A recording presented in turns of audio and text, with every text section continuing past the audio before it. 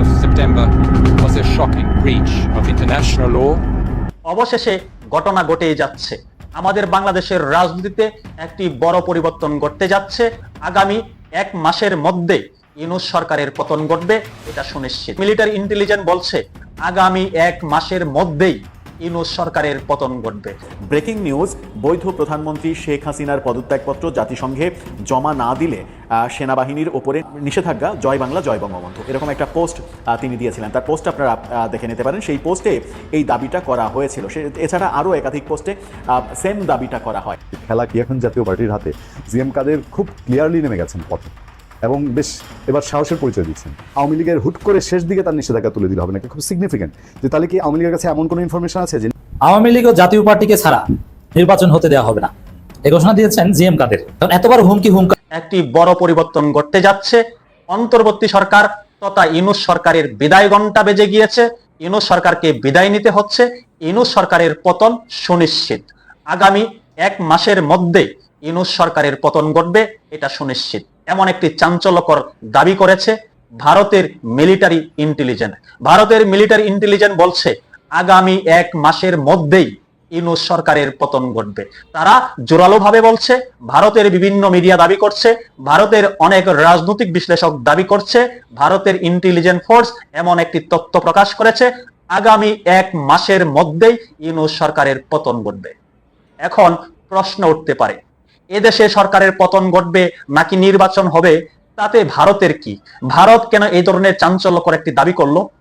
তার পিছনে হয়তো অনেক অনেক কারণ আছে। ভূ রাজনৈতিক একটা বড় কারণ আছে এখানে।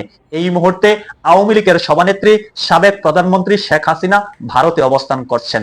তিনি সেখান থেকে কৌশল অবলম্বন করছেন কিভাবে তিনি সসম্মানে বাংলাদেশে প্রত্যাবর্তন করবেন। ইতিমধ্যে তিনি আন্তর্জাতিক অনেক গ্রহণযোগ্যতা অর্জন করেছে বলে অনেকে দাবি করছে। সর্বোপরি কথা হলো, এই মুহূর্তে চাঞ্চল্যকর দাবি করেছে ভারতের মিলিটারি ইন্টেলিজেন্স।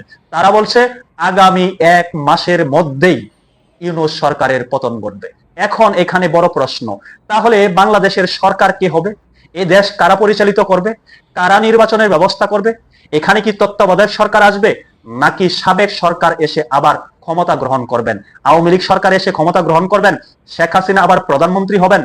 এই নিয়েও আলোচনা চলছে। আজকে আন্তর্জাতিক অপরাধ ট্রাইব্যুনালের শেখ হাসিনার পক্ষের রাষ্ট্র নিযুক্ত আইনজীবী আমির হোসেন সাহেব একটি বড় দাবি তুলেছেন।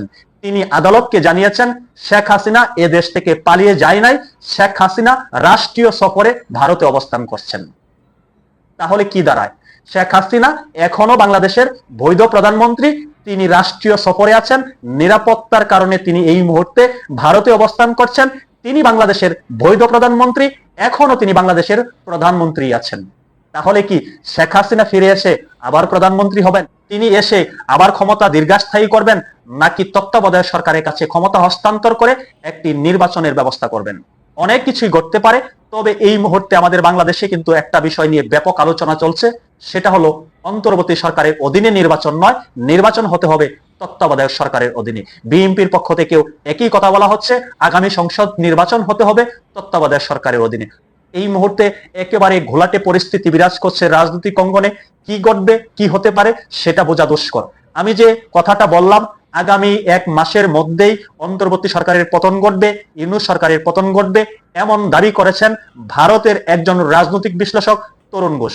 তরুণ ঘোষ তার ইউটিউব চ্যানেলে একটি পোস্ট করেছেন, সেখানে এই ধরনের একটি চাঞ্চল্যকর দাবি তিনি করেছেন।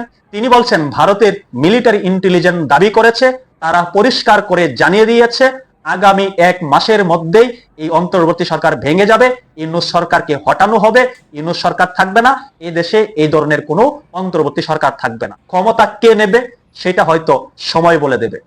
ব্রেকিং নিউজ, বৈধ প্রধানমন্ত্রী শেখ হাসিনার পদত্যাগপত্র জাতিসংঘে জমা না দিলে সেনাবাহিনীর ওপরে নিষেধাজ্ঞা, জয় বাংলা জয় বঙ্গবন্ধু, এরকম একটা পোস্ট তিনি দিয়েছিলেন। তার পোস্ট আপনারা দেখে নিতে পারেন। সেই পোস্টে এই দাবিটা করা হয়েছিল।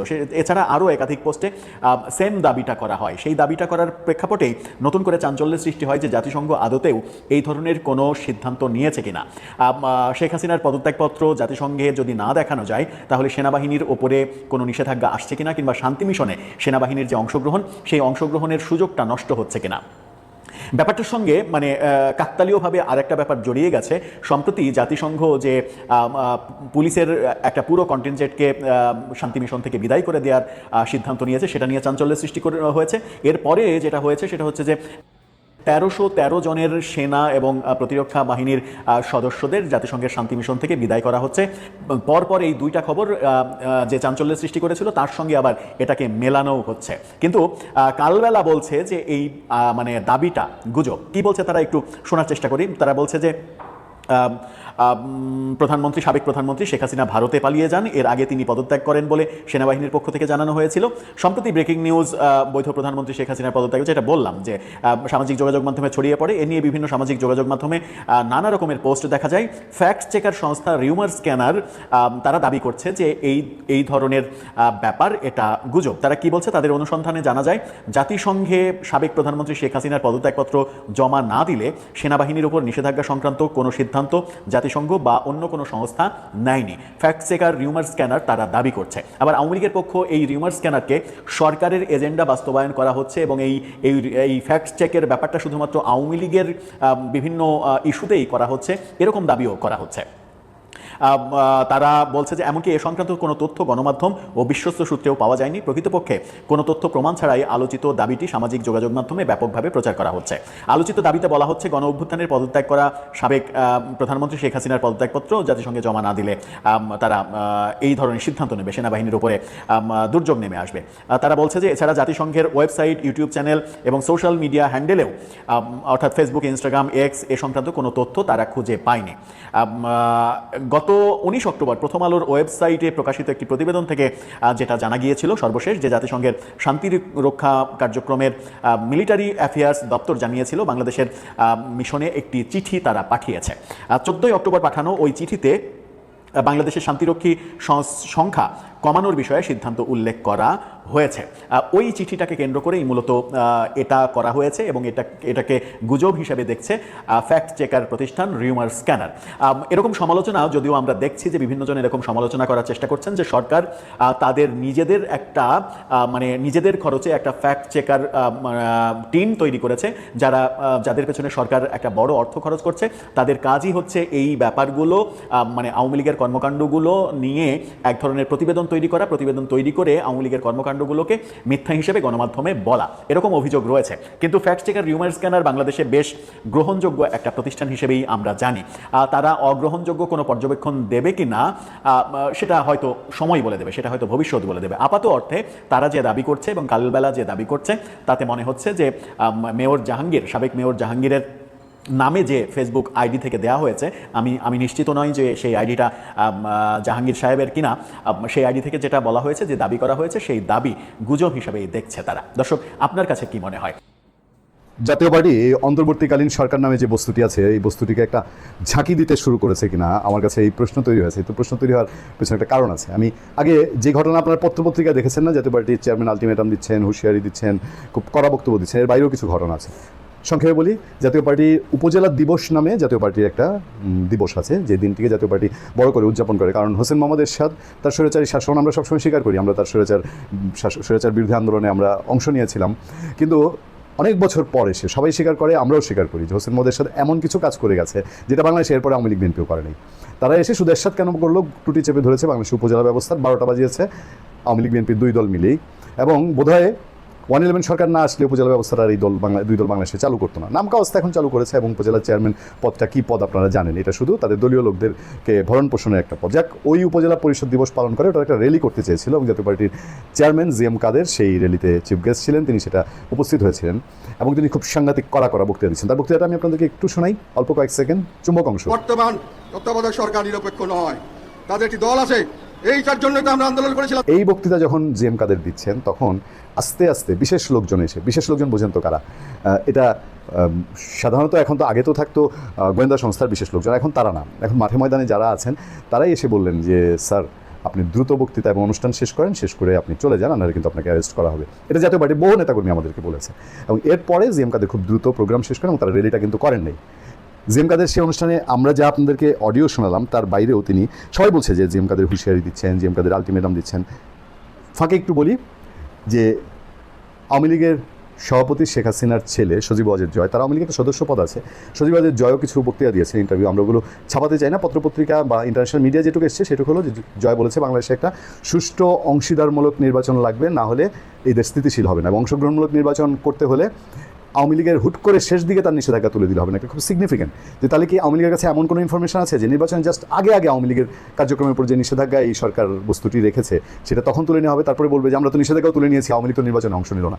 মানে তাকে কিন্তু নির্বাচনে কাজ করার কোনো সুযোগ দেওয়া হচ্ছে না। এই যে বিএনপি জামাত এখন দৌড়াচ্ছে, এই করো সেই করো, প্রশাসন এখান থেকে সরাও ওইখান থেকে সরাও, আর ইউনূস সাহেব যেখানে আছেন এখানে আওয়ামী লীগ এই পদে পাড়া দিবে কিনা। যাক, জিএম কাদের বলছে জাতীয় পার্টির চেয়ারম্যান, জাতীয় পার্টি ও আওয়ামী লীগকে ছাড়া নির্বাচন করতে গেলে তা কোনো নির্বাচন হবে না। তিনি বলেন, আওয়ামী লীগ ও জাতীয় পার্টিকে বাদ দেওয়া হয়েছে, মাত্র 3% লোক নিয়ে অন্তর্বর্তী সরকার নির্বাচন করতে চাচ্ছে। এই অবস্থায় নির্বাচন করতে গেলে তা কোনো নির্বাচন হবে না। ওই উপজেলা দিবসের যে অনুষ্ঠান সেই কেন্দ্রীয় কার্যালয়ের সামনে জিএম কাদের বলছেন, যে নির্বাচনের জন্য আমরা শেখ হাসিনাকে ফেসিস্ট বলি, যে পাতানো খেলার জন্য আমরা তার বিরুদ্ধে অবস্থান নিয়েছিলাম, এই সরকার একই কাজ করছে। সরকার ঐক্য কমিশনের নামে অনৈক্য কমিশন করেছে। এই শব্দটা, এই কথা আমার খুব মজা লেগেছে। দেশের অর্ধেক লোককে বাদ দিয়ে একটা ঐক্য করার চেষ্টা করছে। এটা দেশের বিরুদ্ধে বড় ধরনের ষড়যন্ত্র, এটা দেশ ধ্বংসের ষড়যন্ত্র। এই ষড়যন্ত্রের অংশীদারদের দেশের মানুষ ক্ষমা করবে না নিশ্চিতভাবে। এটা নিয়ে জিএম কাদের বলা লাগে না, কারণ এখনকার এই পাপের বোঝা যে কাঁধে নিবে সে নিজেও পাপিষ্টই হবে। অন্তর্বর্তী সরকারের উদ্দেশ্যে জিএম কাদের বলছেন, আপনারা যা মনে করছেন তা হবে না। শেখ হাসিনার মতো লোক, যাকে বিশ্বের বড় বড় শক্তির সমর্থন দিয়েছিল, বড় বড় প্রতিষ্ঠান কবজা করেও তিনি ক্ষমতা ধরে রাখতে পারেননি। একান্ত সত্যি কথা। এদেশের মানুষ তাকে লাথি দিয়ে ফেলে দিয়েছে, সেখানে সরকারের এ পাতানো খেলার রাজনীতি 2 মিনিটও টিকবে না। ক্ষমতায় থাকলে এটা বোঝা যায় না।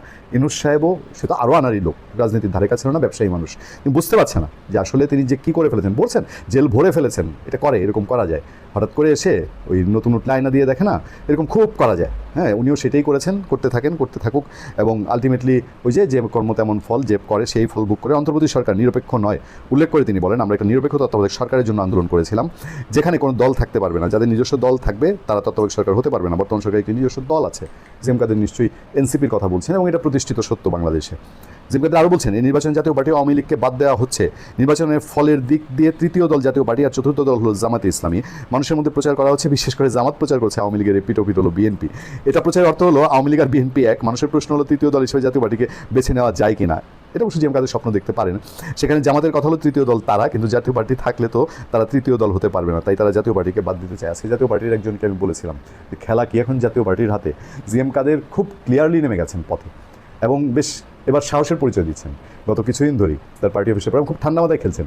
পার্টি অফিসের খেলাটা কীভাবে যেন, মানে গণঅধিকার পরিষদ নুরুল হক নুরু এমন চালে ভুল করেছে, পুরো তার পার্টির ভিতরে যে বিরোধ, এই বিরোধের জায়গা পার হয়ে জিএম কাদের যে জাতীয় পার্টি, এইটা তিনি প্রতিষ্ঠিত করে ফেলেছেন। এবং